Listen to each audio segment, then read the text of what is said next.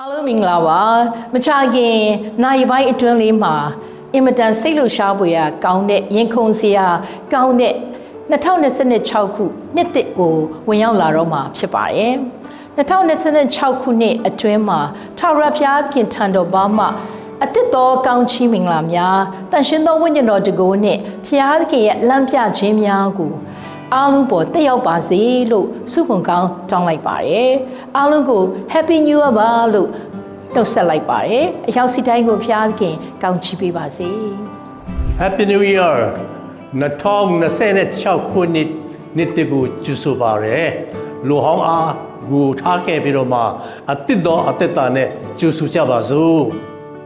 အားလုံးပဲမင်္ဂလာပါဘုရားရဲ့ကျေးဇူးတော်ကိုပြုလက်ချီးမွမ်းပါတယ်မကြခင်ကြောက်လို့ရှိရင်ကျွန်တော်2025ခုနှစ်ကိုကြော်တော်ပြီးတော့မှ2026ကိုဝင်စားကြရတော့မှာဖြစ်ပါတယ်2026မှာဘုရားရဲ့ကျေးဇူးတော်တွေကောင်းကြီးမင်္ဂလာတွေအံ့ဩဖွယ်သောဝမ်းမြောက်ခြင်းတွေကိုခံစားရပါစေဘုရားခင်ထံကနေညီသက်ခြင်းများခံစားရပါစေလို့ကျွန်တော်အနေနဲ့ရိုခဲသုံးခုစားဆုမကောင်းကြောင်းအပ်ပါတယ်65ခုမြောက်သောဆာလံပိုက်ငယ်7တင်မှာတစ်တို့ကိုကျေးဇူးတော်နဲ့ပတ်ရတော်မူပြီးခြေတော်ရာတို့သည်စီးပူးတူတတ်ကြပါ၏